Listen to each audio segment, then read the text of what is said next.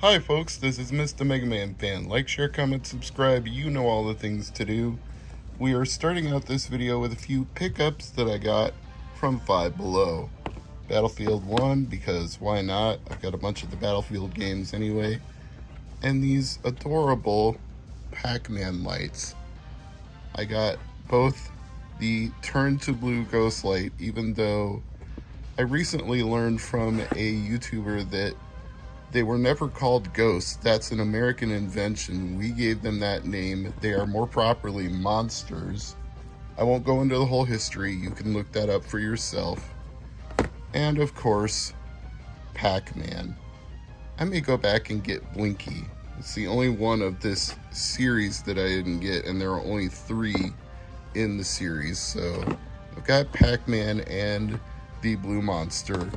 And I also got a cable, because it's usually what you go to Five Below for is cheap electronic cables, and I needed another lightning to USB cable. So that's it for the Five Below stuff, and now I'll cut to something that I opened yesterday that will be included in today's update, and then I'll get on with the rest of the video.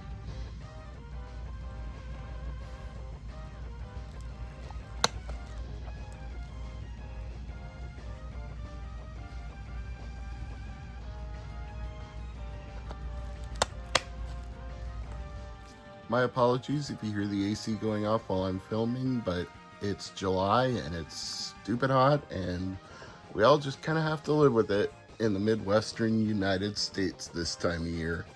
You either have AC or you die. Well, maybe it's not quite that dramatic, but then again, maybe it is. I hope you are staying cool and safe if you are living in a hot state, especially places that are under drought conditions.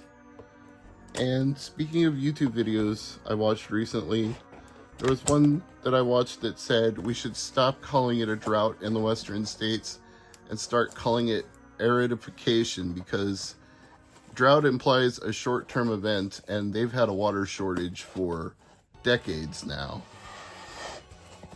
So we've got some very carefully packed items here. But it's just fun to have a sealed Atari Jaguar game anyway, because why not? I mean, the fact you can still buy them in 2022 for a reasonable price is sort of hilarious in and of itself. I mean, some of the high-end Jaguar stuff is pretty expensive, but some of the low-end stuff is very reasonable, and I suspect that's partly due to lack of interest, and also partly due to the lack of Atari Jaguars out on the market in and of itself. I think we have a situation with the Jaguar where there are more games that were manufactured for the console than consoles were ever sold. Uncut, unused Atari Jaguar boxes. Like I said, they produced more than they did the consoles. So I've got Cybermorph, Supercross 3D, and the big one here is Defender 2000. I already had a loose cart of Defender 2000, so now I have a box to go with it, and with a manual, I'll have a complete copy. And with Cybermorph, I already had 2 versions of it, the 1993 and the 1994 version, plus instructions and overlay. So with this box, I now have a complete copy of Cybermorph, which I guess I didn't realize was a thing, because I knew Cybermorph was a pack-in game. So I had just always assumed that it came loose, but since there were 2 versions of Cybermorph, I suspect the second one was not a pack-in and was sold at retail, so it makes sense that there is a box for it. Atari Sales and Service, located in California. So look for Atari Sales and Service if you want some Atari Jaguar stuff. Brats, Rock Angels. This was negotiated from an eBay buyer because it doesn't come with the instruction manual, but it was cheap, so picking up a game I didn't have with no manual and a cheap game at that, I feel like I could always get the manual for this one later, and I'm not terribly bothered to not have the manual so long as the game actually works. This is Big Air Freestyle, and it includes a Godzilla demo. So it's got to be on the same disc because there are not two discs inside, just one. Yeah, that's an interesting combo, and not something I had ever found before locally. So like I always say, I try to shop local, but when I can't, I have to resort to eBay. Sometimes that's just the way it goes. I am not wrong. This is Buzz Lightyear of Star Command. And let's see how that disc looks. Hopefully good. I don't see any major damage there, but we will of course test it later to confirm it. It's an Xbox game. Crash Mind Over Mutant, the very last Crash Bandicoot game that I did not have a physical version of. This means I now have at least the game, if not the complete game. I know I'm missing a box for one of the GBA games, but every variant, like even if it was the same game on different platforms, I have every console variation. Here we have NFL Blitz 2003. What's football without the Blitz?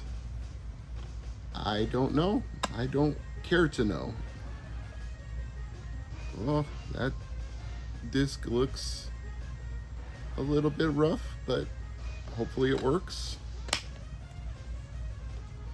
I will know before the night is over. This one is The Sims 2 Pets, which was also a best offer accepted. Only this time, it actually came with the manual.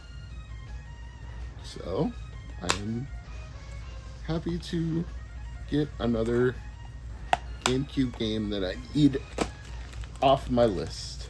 Scooby-Doo Mystery Mayhem. Complete. Let's take a look at that disc. I think that one will be okay. There is only one way to find out, but somebody wrote on the barcode there for some reason.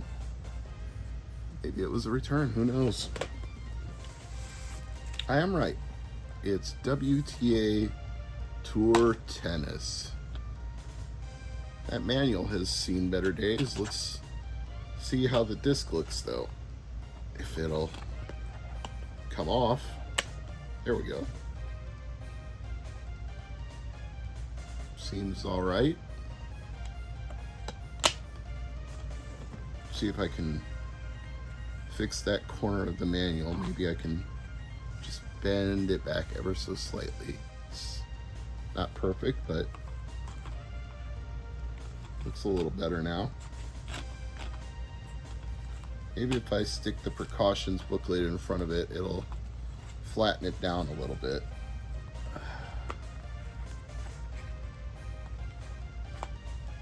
There. As long as I know it's in there. I was right. It's a Jaguar game. Box is a little less than perfect, but I suspect it might have been that way to begin with. I'll have to look at the auction to be sure whether that side was bent or not, but it's not torn or stained or ripped, and it is complete. And I only had a loose cartridge before this, so now I have a complete inbox version of Checkered Flag. And it is. We have MLB Slugfest 2004.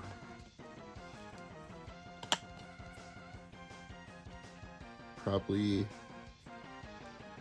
another game store here. Don't recognize any of their information, or maybe it's just some collector's way of cataloging their games. No, there's a pre-owned sticker on the back. I'm gonna guess GameStop, but who knows? You get the idea. This is indie studio as far as I know, so I'll look forward to checking out their games. And of course, you know, in television, if you ordered an Amico, you're out of luck, but if you have an Evercade, you can play all the classic Intellivision games you want. And maybe when Collection 1 and Collection 2 are both in the console at the same time, it'll unlock a bonus game. You just have to wait and see what happens. It's not Jaguar, it's GameCube. Road Trip, the arcade edition.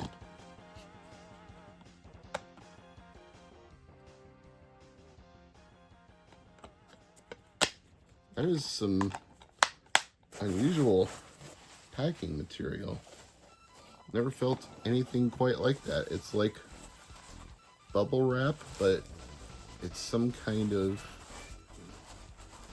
plastic paper hybrid. Very pillowy and cloth-like. That is some TLC packing material. And as I recall, this was a less than perfect box. I remember it being a little dented on the backside, so that's not shipping. But actually, the dents looked worse in the eBay photos than they look in person. It actually looks very nice now that I have it in my hands. And this was another one that I only had a loose cart for, so another upgrade to my Atari Jaguar collection. Practically sealed, only opened on one side so somebody could get the cartridge out and play it. Dino Dudes. Awesome. So I believe I now have anywhere from a box to a complete copy of nearly every Jaguar game, just missing the manuals for a few, like Valdezir Skiing and Defender 2000, but mostly complete. PN03, I was right. And a very nice looking copy of PN03 it is. Just have to make sure that disc works too. I'm Mr. MegaManFan. Thanks for watching.